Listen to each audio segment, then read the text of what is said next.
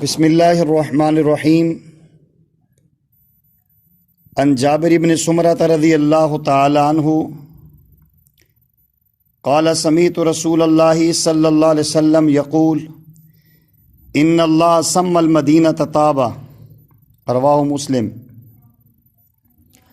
وعن ابی سعید الخدری رضی اللہ تعالی عنہ عن النبی صلی اللہ علیہ وسلم قال ان ابراہیم علیہ السلام حرم مکۃ فجعلها حراما وانی حرمت المدینۃ حراما ما بین مازمیها الا یحرق فیها دم ولا يحمل فيها سلاح ولا يخبط فيها شجرة الا لعلف رواہ مسلم او کما قال۔ سیدنا جابر بن سمرہ رضی اللہ تعالیٰ عنہ روایت کرتے ہیں، میں نے نبی پاک صاحب الاولاق محمد مصطفیٰ احمد مجتبیٰ پیارے آقا کریم صلی اللہ علیہ وسلم سے سنا ہے، پیارے آقا کریم صلی اللہ علیہ وسلم ارشاد فرماتے تھے، اللہ جل شانہ نے مدینہ کا نام طابہ رکھا ہے۔ طابہ، طیبہ اور طیبہ ان تینوں کے معنی پاکیزہ اور خوشگوار کے ہیں۔ اللہ تعالیٰ نے اس کا یہ نام رکھا اور اس کو ایسا ہی کر دیا، سبحان اللہ۔ اس میں روحوں کے لیے جو خوشگواری، جو سکون اور اطمینان، جو پاکیزگی ہے، وہ بس اسی کا حصہ ہے۔ کیسی پاک اور صاف ستھری جگہ ہے، کیوں نہ ہو آقا مدنی سرکار وہاں تشریف فرما ہے۔ ابو سعید خدری رضی اللہ تعالیٰ عنہ کی روایت جو میں نے دوسری پڑھی، اس میں ہے کہ نبی کریم صلی اللہ علیہ وسلم نے ارشاد فرمایا، حضرت ابراہیم علیہ السلام نے مکہ کے حرم ہونے کا اعلان کیا تھا اور اس کے خاص آداب اور احکام بتائے تھے، اور میں محمد صلی اللہ تعالی علیہ وسلم مدینہ کے حرم قرار دینے کا اعلان کرتا ہوں، اور اس کے دونوں طرف کے دروں کے درمیان پورا رقبہ واجب الاحترام ہے۔ اس میں نہ خون ریزی کی جائے، کسی کے خلاف ہتھیار نہ اٹھائے جائیں، اور یعنی اسلحہ نہ استعمال کیا جائے، اور جانوروں کے چارے کی ضرورت کے سوا درختوں کے پتے بھی نہ جھاڑے جائیں۔ سبحان اللہ۔ جیسے ابھی حدیث میں معلوم ہوا کہ مدینہ پاک بھی سرکاری علاقے کی طرح واجب الاحترام ہے، وہاں ہر وہ عمل اور اقدام منع ہے جو اس کی عظمت و حرمت کے خلاف ہو، لیکن اس کے احکام بالکل وہ نہیں ہے جو حرم مکہ کے ہیں۔ خود اسی حدیث میں اس طرف اشارہ موجود ہے کہ اس میں جانوروں کے چارے کے لیے وہاں کے درختوں کے پتے توڑے اور جھاڑنے کی اجازت ہے، جبکہ حرم مکہ میں اس کی اجازت نہیں ہے۔ سبحان اللہ، کتنی پیاری، کتنا عمدہ اور بہترین جگہ ہے مدینہ طیبہ۔ اللہ ہم سب کو، پیارے آقا کے غلاموں کو زندگی میں بار بار حرم مدینہ کی، حرم مکہ کی وہ سہانی گھڑیاں نصیب فرمائیں۔ سبحان اللہ۔ میرے ذہن میں ایک اور حدیث آ گئی، عن ابی ہریرہ رضی اللہ تعالی عنہ ان رسول اللہ صلی اللہ علیہ وسلم قال لا يصبر على لواء المدینۃ وشدت احد من امتی الا كنت له شفیعا یوم القیامہ رواہ مسلم او کما قال۔ سبحان اللہ۔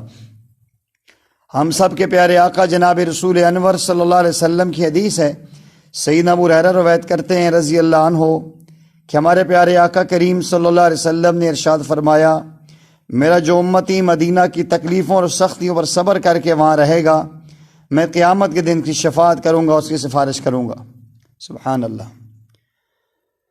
مدینہ پاک کی بڑی عظمت اور شان ہے، اللہ تعالیٰ اس کا احترام نصیب فرمائے۔ ہمارا اور ہمارے اکابرین کا یہ ایمان اور عقیدہ ہے کہ ہمارے آقا کریم صلی اللہ علیہ وسلم کی نالین مبارکین کے نیچے جو خاک لگی ہے، وہ مٹی، وہ اتنی عظیم ہے کہ وہ عرش بری سے بھی عظمت رکھتی ہے۔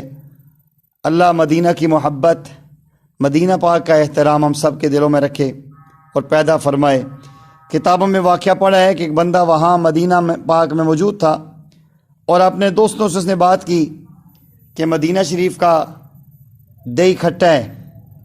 خواب میں آقا کریم صلی اللہ علیہ وسلم کی زیارت ہوئی، پیارے آقا نے فرمایا، جا بندے، جہاں تجھے میٹھا ملتا ہے وہاں چلے جا۔ سبحان اللہ۔ سیدنا ابو ہریرہ رضی اللہ تعالیٰ عنہ فرماتے ہیں قال قال رسول اللہ صلی اللہ علیہ وسلم علی انقاب المدینۃ ملائکۃ لا يدخلها طاعون ولا الدجال، رواہ البخاری۔ سیدنا ابو ہریرہ فرماتے ہیں کہ ہمارے پیارے آقا کریم صلی اللہ علیہ وسلم نے فرمایا مدینہ پاک کے راستوں میں فرشتے مقرر ہیں، اس میں طاعون اور دجال نہیں داخل ہو سکتے۔ صحیحین کی دوسری حدیث میں مدینہ پاک کے ساتھ مکہ پاک کی بھی یہ خصوصیت بیان کی گئی ہے کہ دجال اس میں داخل نہیں ہو سکے گا۔ غالباً یہ ان دعاؤں کی برکت میں سے ہے جو اللہ کے خلیل سیدنا ابراہیم علیہ السلام اور اللہ کے حبیب پیارے آقا کریم صلی اللہ علیہ وسلم ان دونوں مقدس مبارک ہستیوں نے اشاروں کے لیے کی تھی، اور پیارے آقا کریم صلی اللہ علیہ وسلم سے محبت کیا ہی شان اور کیا عظمت ہے۔